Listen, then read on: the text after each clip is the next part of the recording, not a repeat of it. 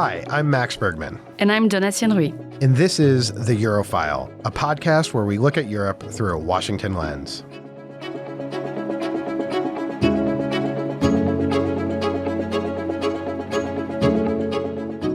Welcome to another episode of The Eurofile. Today, we'll quickly cover recent elections in Slovenia and Denmark, and there was also a referendum on judicial reforms in Italy. And we'll also discuss NATO's role in Iran and Mark Rutte's recent statements on the war. Then we will turn to a conversation with Nathalie Tocci, director of the Istituto Affari Internazionali, IAI, for a conversation on Europe's place in the world. We hope you enjoy the show. So, Donatien, let's maybe start with Slovenia. There was an important election there. It's not a big country, roughly 2 million people, but this was, or still may potentially lead to a new ally of Viktor Orban coming back on the stage. So what happened in Slovenia? Yes. So the elections in Slovenia pitted the incumbent prime minister, Golob, who's from the center-right party or liberal party, against a figure that we have seen in European politics before, who's Janez Janša. And he leads a right-wing party, a populist party, I think you could call it these days, who has been in power before. The importance of this election, as you said, it's a very small country, but it's also the most stable post-Yugoslav country, so that's why Slovenia is always an interesting case, is that Janša is this populist figure who has tried, when he was prime minister, to implement some not so democratic reforms, and he really started with the media environment and tried to suppress the independence of the media.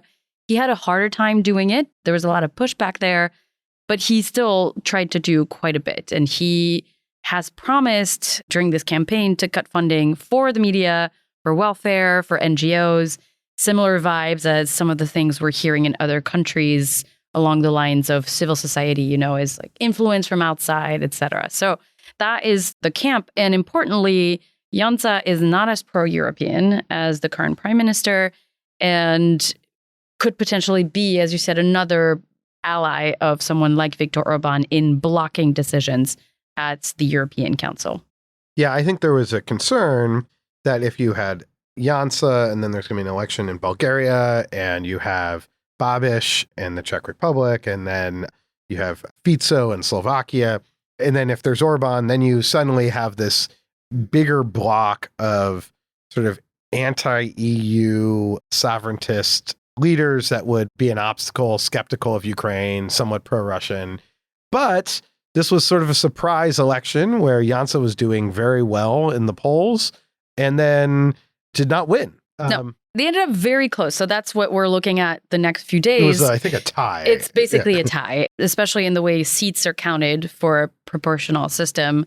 Neither party is going to get the majority in parliament, but even with their traditional coalition partners, it's going to be very difficult to get to 1/2+1 of the parliament seats. So the next few days are going to be a big thing just about the count. And I think what's interesting in this campaign, in the change of tide that you just mentioned, is just to me a reminder that sometimes if you're really coming out very publicly with scandals that are underway or potential interference that is afoot, that can actually change and that can actually impact voters' perception of things that are happening. Because there was a scandal unfolding during the campaign that there was some government corruption, some videos were released, and then it turned out that allegedly some spy firm, Black Cube, which we've heard in other situations, including Harvey Weinstein in the US, was potentially involved in this operation. And I think that's an interesting case study. It was like, what happens when you tell people very clearly there was interference from the outside? This is why you should take all this information with a grain of salt.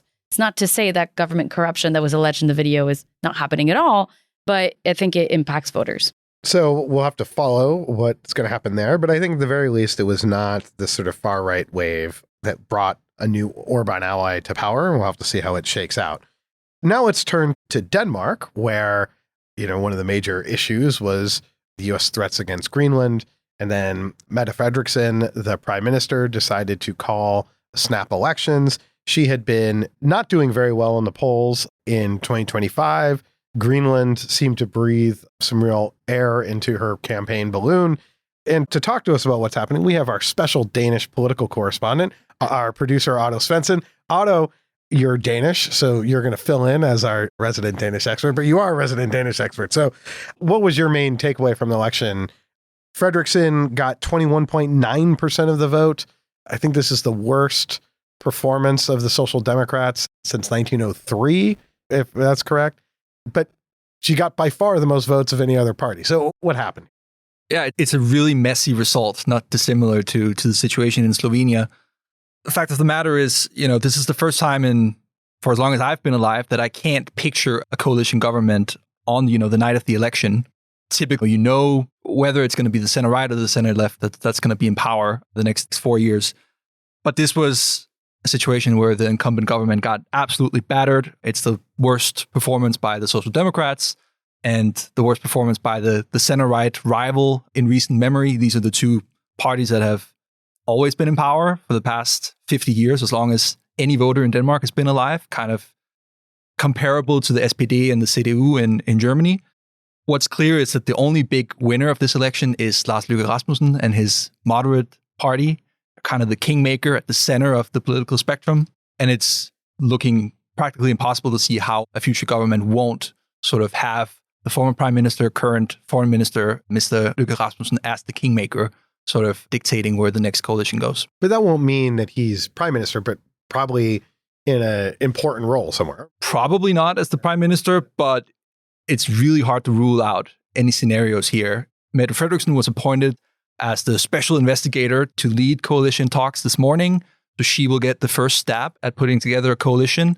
Chances are she won't be able to do that because there are not enough mandates on the center left, at which point they're going to have to vote to select a new person to lead those coalition talks. Might that be Lars Løkke Rasmussen? It could be.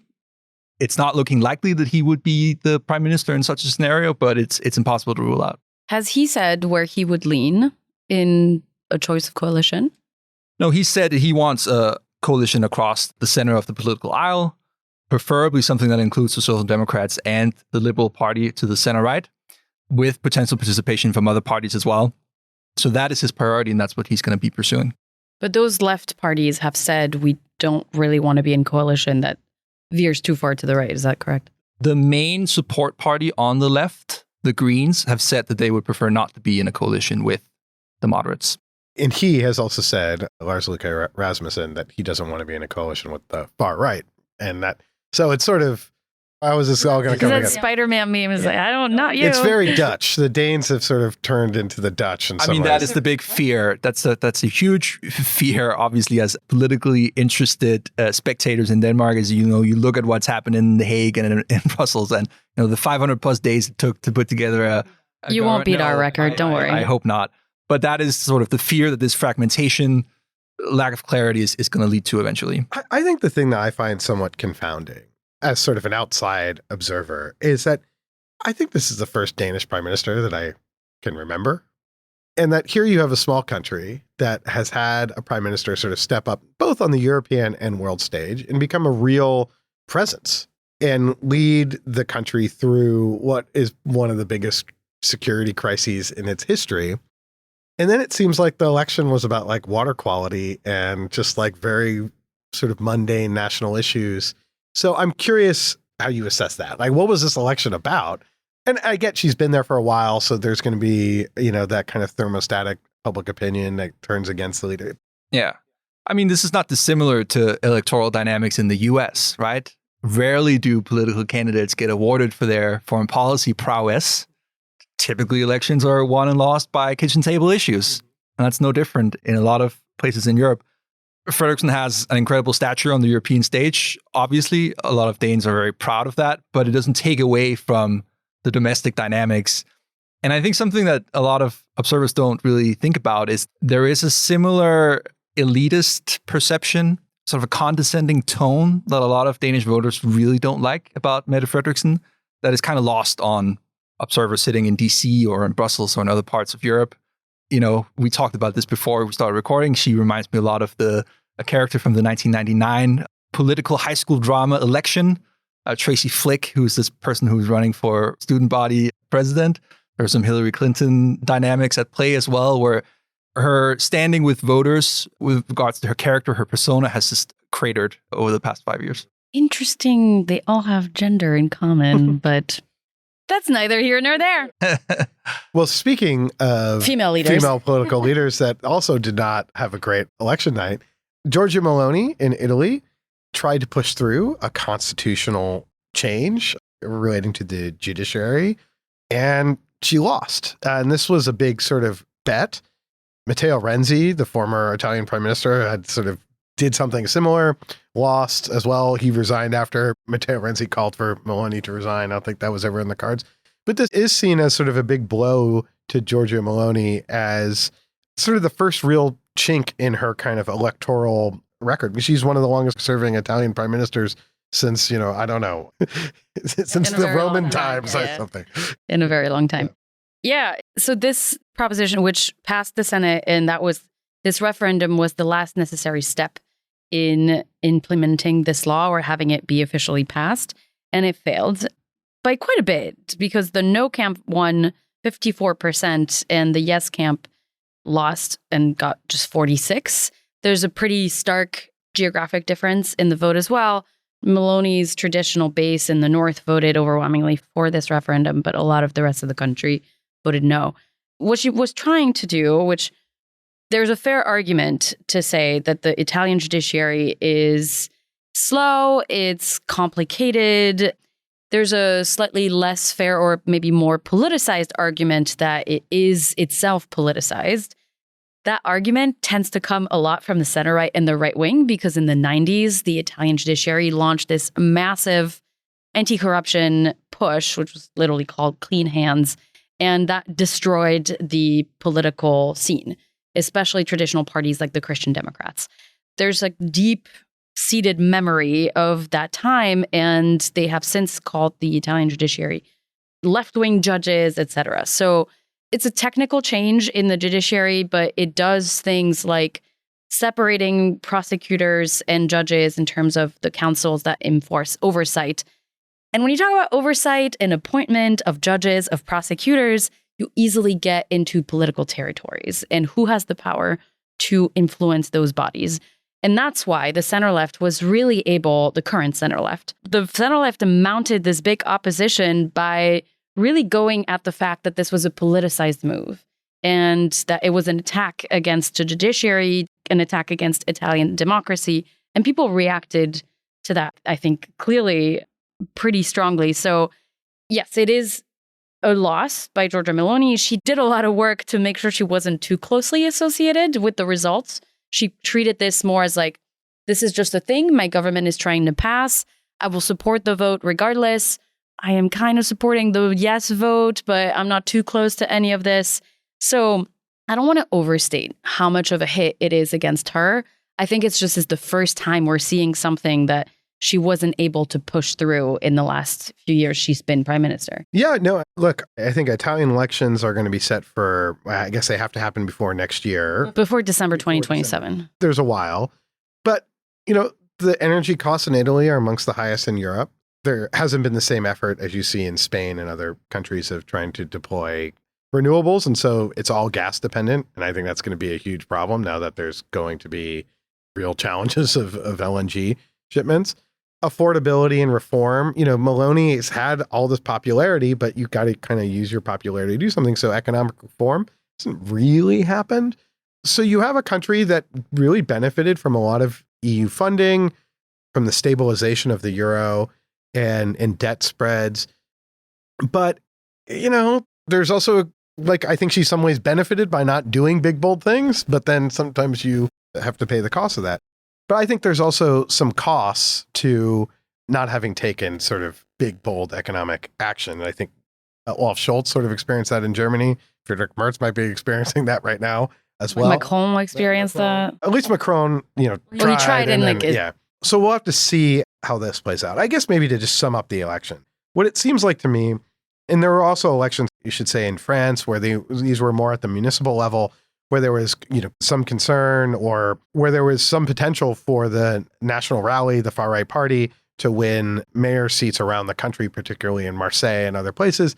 That didn't really happen. It happened on more of a local level or smaller cities. But this was not a great election period for the far right. There was no real far right wave that emerged. There were some anti-incumbency vibes that you could sort of see both in Italy and Denmark and also in Slovenia, but the center kind of held.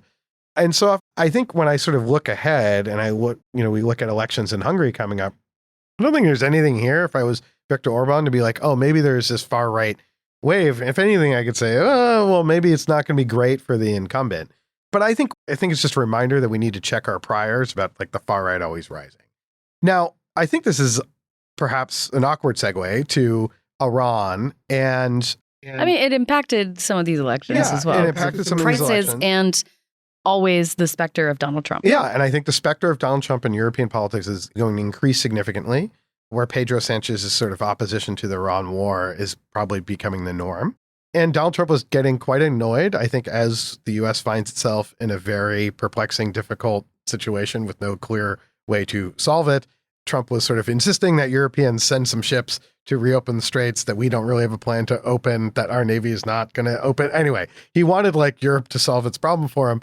And in comes Mark Rutte. NATO Secretary General, NATO we Secretary should say, General. who was supposed to be working for NATO. Yeah. What did he do? He went on the Sunday shows, which it's a very DC thing, is all these like Sunday morning news shows like Face the Nation, etc. And he basically kind of defended what President Trump is doing. He said that President Trump, quote, is doing this to make the whole world safe. That what the president is doing here, which is taking out, degrading Iran's capability to be, again, an exporter of chaos, sheer chaos to the region and to the world.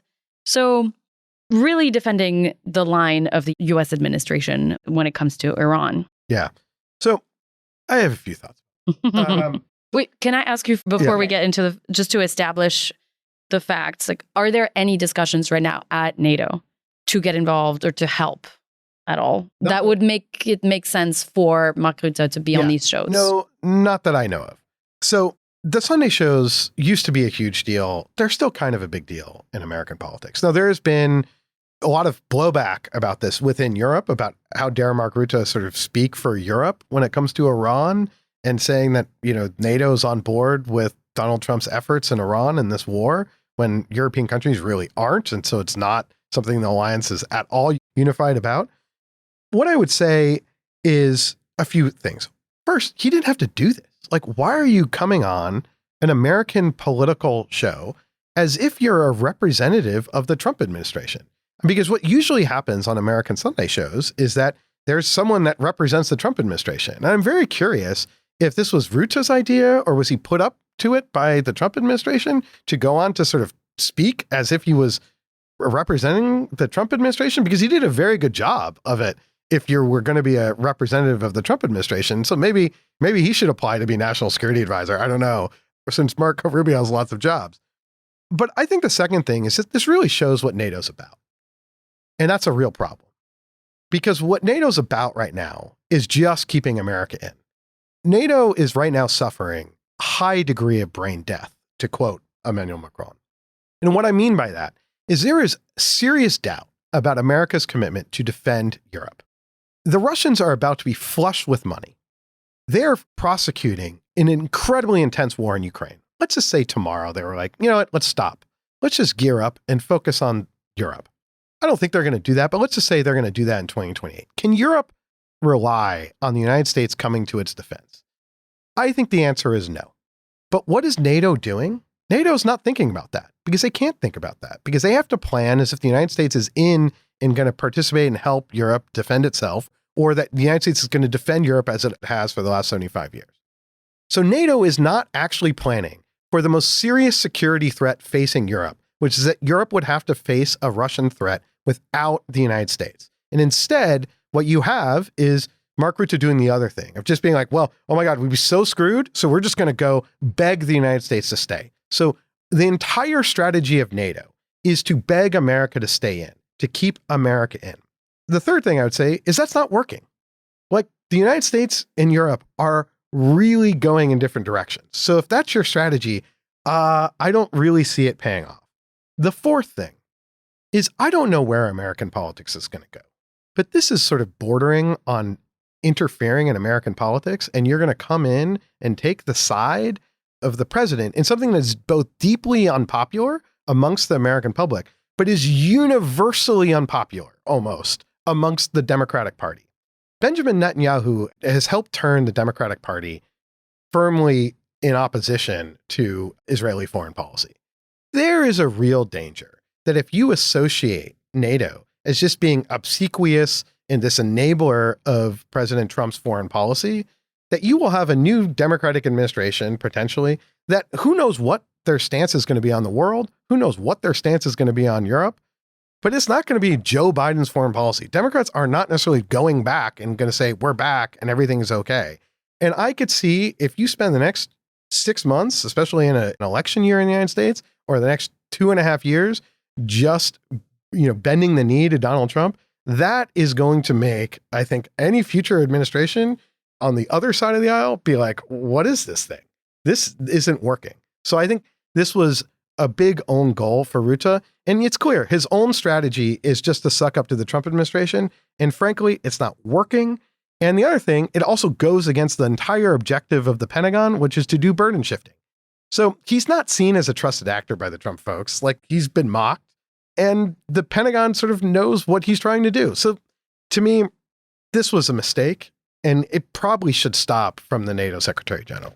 This is why we let Max cook sometimes on the show. That was a very helpful expose, I think, of how to think about what's going on there and the dynamics at play.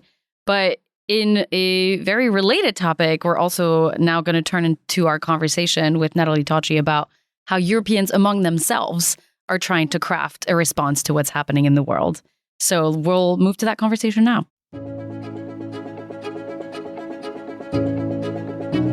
We are thrilled to welcome Dr. Nathalie Tocci to the Eurofile. Nathalie is the director of the Istituto Affari Internazionali, one of Europe's leading foreign policy think tanks based in Rome. She has served as special advisor to the EU High Representative, Federica Mogherini, and she's a prominent voice on European foreign and security policy because, among many other things, she's written extensively on European foreign policy, the Middle East, and transatlantic relations. Nathalie, welcome to the show. Delighted to be with you. Nathalie, great to have you on the show. You're one of the foremost observers of European foreign policy. And I was curious maybe to start out with, there's a war in Iran that is not perhaps going exactly to plan, although it's not quite clear what the plan was for the United States engaging in this war. But I'm curious for how the war is being seen from a European perspective. Just today, we're recording on March 17th. Trump was pushing European NATO members to get involved in helping to somehow open the Straits of Hormuz, wanting NATO to be part of it, reacting very negatively to European countries rejecting that offer to help.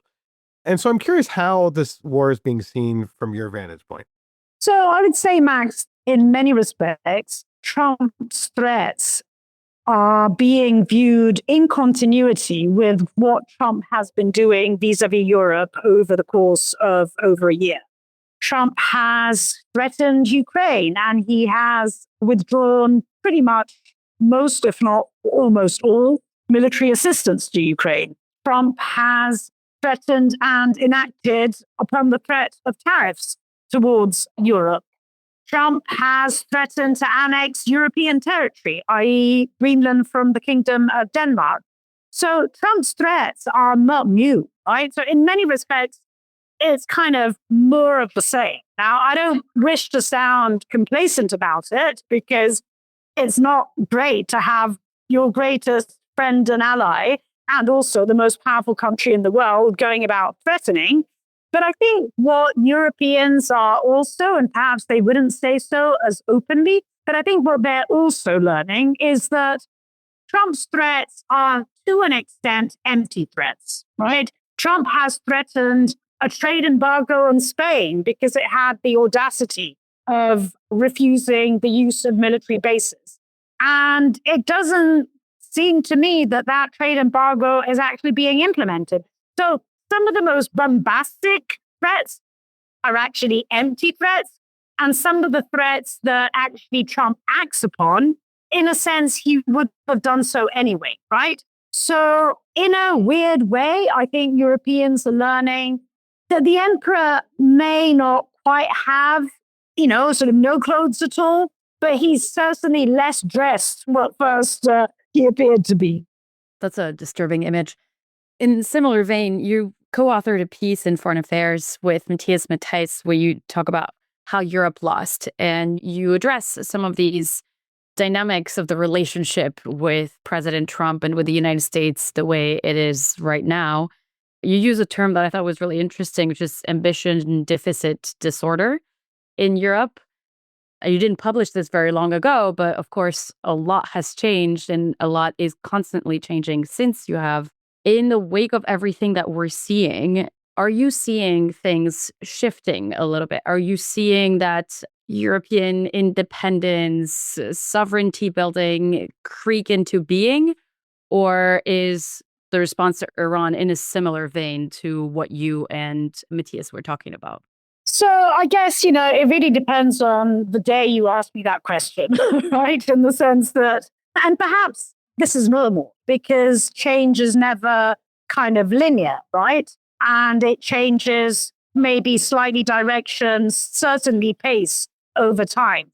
So I would say, if we had had this conversation at the height of the quote unquote Greenland moment, I would have probably been far more optimistic, right? I mean, I would have said, hey, this time Europeans are really smelling the coffee and you are beginning to see this kind of moment of dignity and independence of thought. Because I think, of course, there are material dependencies and, sort of Max and others, you have sort of know far better than I do what those dependencies actually mean. But I think even before we get the conversation about the objective material dependencies, there's been a dependency in thinking, right? A sort of dependence of thought that comes before even the dependence in kind of practice. So I would say that at that moment, the Greenland moment, there was this sense of, I would say kind of newfound dignity and also understanding that kind of bending the knee, the flattery, the self-humiliation wasn't actually paying off all that much. That moment ended, I think, rather quickly. And I think kind of Munich and the Munich Security Conference and this gagging by Europeans of wanting to read Marco Rubio's speech as a speech of reassurance, right? Almost whatever he would have said, because he was saying it, as opposed to, say, J.D. Vance, in a sense, would have been read as a message of reassurance. I didn't find it reassuring in the slightest, but the point is that, you did have kind of standing ovation, and it really felt at that point in time, the green moment was lost. And so had we had this conversation after Munich, I would have said, well, we're back to, why Europe was lost. Yeah, back to that foreign affairs piece. If you kind of fast forward to today, again, I probably would give you a slightly different reading if we were talking 3-4 days ago, as opposed to today. 3-4 days ago, I would have said we definitely lost that Greenland moment. And hey, with the exception of, Spain and Norway and maybe a little bit of Denmark and Slovenia, broadly speaking, quote unquote, core Europe, most European countries are all pretty much on the same page in their ambiguity, in, sort of not wanting to condemn what they themselves recognize being a very blatant violation of international law on Iran, right? And so I would have probably said, Greenland moment lost. But then, of course, Trump oversteps, as always, the mark. And so it's beyond, I'm okay with your ambiguity. No, you've got to go and clean up my mess, right? And so, I think we saw it over the last 48 hours of Europeans basically saying, well, okay, maybe not. Maybe they draw a line. Now, I guess, when we're living through, historical moments, it's always difficult to have that detachment. Is what I'm seeing a structural trend? Are these blips, I think fundamentally, if one is to tell the positive story, I would say that although it's not linear, although there are lots of ups and downs, this is a gradual, very painful, right? But nonetheless, real journey towards a greater independence of thought. Now, the fact that we may be getting towards a greater independence of thought and perhaps eventually even in action does not necessarily mean that we're in a world in which Europe, this is liberal Europe, juxtaposing itself to whatever, illiberal America. You know, the truth of the matter is that there is, and here we go back to Marco Rubio's speech, there is a different idea of we the West, which is actually shared by, you know, right-wing nationalist forces in Europe. It's kind of we the white and Christian West. So I guess this kind of greater independence of thought does not necessarily end up in sort of destination, which is what one would have traditionally associated a more autonomous Europe with. I want to maybe ask you a structural question when it comes to European foreign policy. We talked about this on the last episode of our show. There was the squabbles or fight between the European Commission and the European External Action Service. There was critiques of Ursula von der Leyen calling Gulf leaders, speaking out on the Iran crisis. Many French politicians in particular were particularly sort of, wave the kind of institutional red card saying the Commission does not have competencies when it comes to foreign policy. And as someone who's worked for the High Representative, has worked in the EU, I'm curious for your perspective on this. Because for me, on the one hand, von der Leyen is the known figure, right? She's known, she's high profile, she oversees the single market. And the idea that Gulf leaders shouldn't be calling her, I think feels like a mistake, because you kind of want to be able to answer that Kissinger question of who do you call when you call Europe? And it seems like Europeans sort of beat themselves up because they don't have a common foreign policy. But, foreign policy is divisive. Like in the US, we have big fights over foreign policy. We're not always on the same page, but there is one foreign policy because there's one president. And I guess the question is, if everyone in Europe is having a different foreign policy, it's very hard to be on one page. So I'm curious for your take on that kerfuffle, the ongoing tension between the Commission and the EEAS. How should the EU be approaching foreign policy? So I think, Max, that you're absolutely right. On one level, one can say, well, so what, right? I mean, if you have, at the end of the day, the president of the European Council that becomes the Kissinger number to phone, is this a bad thing? We may like or we may dislike von der Leyen's politics, but this is the way in which, democratic systems work. And I think it's also fair to say that actually, sort of silently, implicitly, the European Union has returned to, in many respects, a pre-Lisbon Treaty setup. Pre-Lisbon Treaty, you had the Commission, that was the sort of supranational voice of Europe. You had the Council, and there was nothing in between. The Lisbon Treaty created those hybrid institutions, the EAS, the High Representative, Vice President, before it was just, quote unquote, a High Representative. And it was a great idea. But at the end of the day, let us acknowledge the fact that it did not work out as planned. Yeah. And this is not a judgment about the people that filled out those positions. I think your question implies it's a broader structural phenomenon. It is the way it is. So I think taken in and of itself is not necessarily a bad idea. Where I think it becomes far trickier is that if you look at the way in which the Commission itself has developed, you see this morphing of a Commission that starts off with, say, Jean-Claude Juncker saying, we will no longer be a technical commission, right? A commission that is only, quote unquote, a guardian of the treaties. We will be a political commission.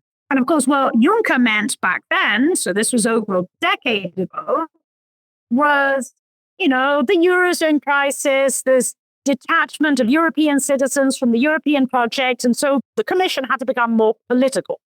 Then, of course, von der Leyen 1 comes along, and von der Leyen was not just going to be political, she was going to be geopolitical. And now von der Leyen is going to be geoeconomic as well. Okay. Now, if it was just this, then it would be kind of fine.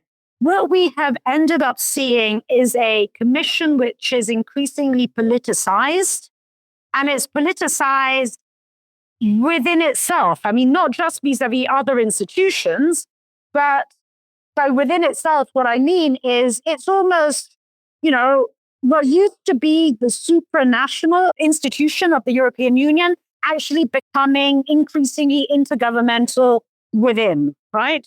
Once upon a time, commissioners used to refer to themselves as, say, I am Mario Monti, I am the commissioner of competition, and Italy is the country I know best, right? I'm not the Italian commissioner. Now, most commissioners, in fact, all commissioners, I'm the French commissioner, I'm the Italian commissioner, I'm the Polish commissioner. You see this politicization being this intergovernmentalization within the commission, and then you have a second politicization, which is party political. I mean, this is a commission which is not just technical, aiming at European integration. It's increasingly taking on a party political agenda coming from the center-right. Now, when that center-right was an exclusively pro-European force, fine, no problem. But we see a center-right, especially in the European Parliament, that has by now formed an alternative majority with the far-right, right? And under the guise of, seemingly desirable labels like bureaucratic simplification, they're actually pursuing a disintegration agenda. So this is where I think von der Leyen, knowingly or unknowingly, is actually becoming the spokesperson for a project which is not, the Commission driving a supranational greater integration, but actually something that in some respects is far darker. And that's where it gets far more problematic. This is a really interesting point that you raised about the politicization of the Commission in several different ways. That same Foreign Affairs article that you wrote, you make a very interesting and important connection to with the rise of the far right in Europe and the implications that this has for European foreign policy through different angles. Obviously, it creates certain pressures and incentives on current, quote unquote, centrist leaders, including center-right leaders that are trying to appease voters that are starting to turn to the far right, but also the connections that some of these parties are starting to build with the U.S. administration. In a way, though, I feel like Iran is an interesting outlier for this because it's creating incentives to not support what the U.S. administration is doing. We're seeing this, for example, with Giorgia Meloni's government. She's under a lot of pressure, especially ahead of a referendum, an important referendum in Italy, to distance herself from this. Can you draw a big picture view of how you see the rise of the far right, or the consolidation of the far right's influence on European foreign policy? Yeah, so I think actually, as if by Russia, the threat represented by Trump's America to Europe and the threat represented by the rise of the far right, of course, these three things are connected in a kind of terrible as, the Russia and, MAGA sort of rights threat to Europe's are. I think that they would be corner of the triangle, right? And that is basically where I think the difficulty lies. So I think what makes the rise of the far right particularly insidious is the fact that the far right has been evolving, right, in Europe. It's no longer the kind of blunt, I want to exit the European Union far right. There's a far which kind of didn't exactly pay off wonders for the United Kingdom. It is a far more sophisticated project. It's about changing Europe from within. And it's changing Europe from within, on the one hand, by, and you were referencing this, seeking alliances within the center-right, with the center-right, on the one hand, thinks that this is a smart strategy to claw back voters, obviously not realizing that empirically this hasn't actually worked pretty much anywhere, possibly with the exception of Sweden and Finland, that elsewhere it's the opposite cannibalization that happens, right? So anyway, but the center-right, for whatever reason, kind of plays along. And this is the way in which the far right have normalized and legitimized itself in the system. So on the one hand, it does so through a political strategy. And on the other, it does so through policy recipes. I mean, earlier I was referring to the sort of bureaucratic simplification, the deregulation agenda, seemingly kind of, even desirable things at times. But when you start scratching the surface of what is behind, for instance, the omnibus packages, including the first one that was passed by the European Parliament, you actually notice that there is a sort of disintegration agenda being implemented. On top of this, there is, of course, money. It's interesting, perhaps, to note that at this point in time, the best funded think tank in Brussels is the MCC, a Hungarian think tank that presumably does not receive all of its funds directly from Hungary, right? And it has a very generous endowment of around 50 million, right? And this gives you a sense of what is brewing there. Now, I think the other element to all of this is, how is the MAGA rights kind of embrace? How is this actually playing out for some of these far-right forces? And I would say that although the effect has not been as clear-cut as, for instance, we've seen in Canada and Australia, we are increasingly seeing how the Trump embrace is ending up to be more of a liability than an asset. It's not 100% the case in the sense that, you were referring to Meloni, and I'll say a few words about her in a moment, but one of the reasons why she remains very careful in not alienating Trump and the MAGA right and the techno bros, beginning with Elon Musk, is that she needs that kind of support, especially thinking about social media in order to win elections, right? So, these forces will remain very careful not to alienate the MAGA right in the United States for obvious electoral reasons. However, and we've seen this partly in the case of Italy, I think more so in the case of France, with particularly Jordan Bardella being really rather outspoken in condemning, for example, the threats on Greenland, this attempt at creating some distance. Now, I think in creating this distance, there's an element of ambiguity, which I think is also an extremely dangerous one. And this is where I come back to the Meloni piece.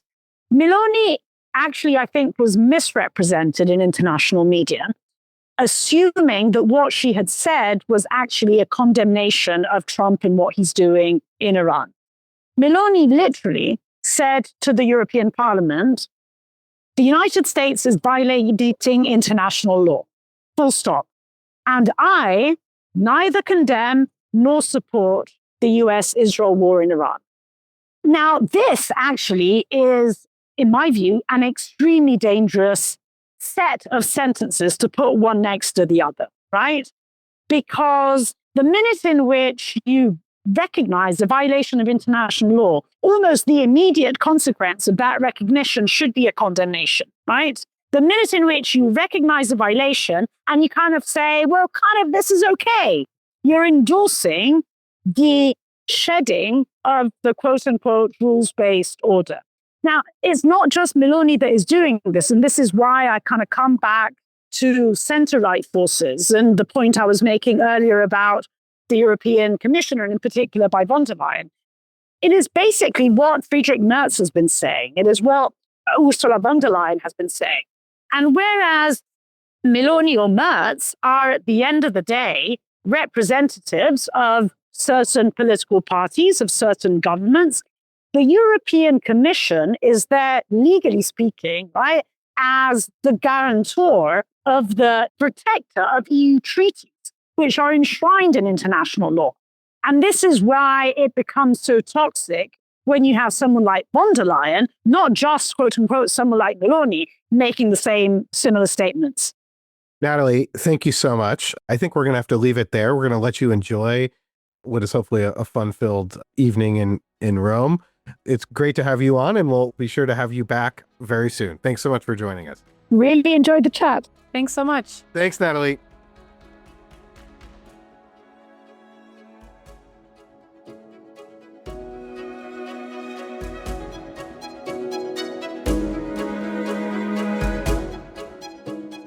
That's it for today's episode. As always, if you enjoyed the show, please subscribe and leave us a review wherever you get your podcasts. You may also be interested in our sister podcast, Russian Roulette, which covers the latest on Vladimir Putin's Russia and the ongoing war in Ukraine. Our thanks to our producers Shannon Young, Otto Svensson, and Lexi Linnefelter for coordinating and researching this episode. We'll be back soon with another assessment of Europe through a Washington lens. Until next time.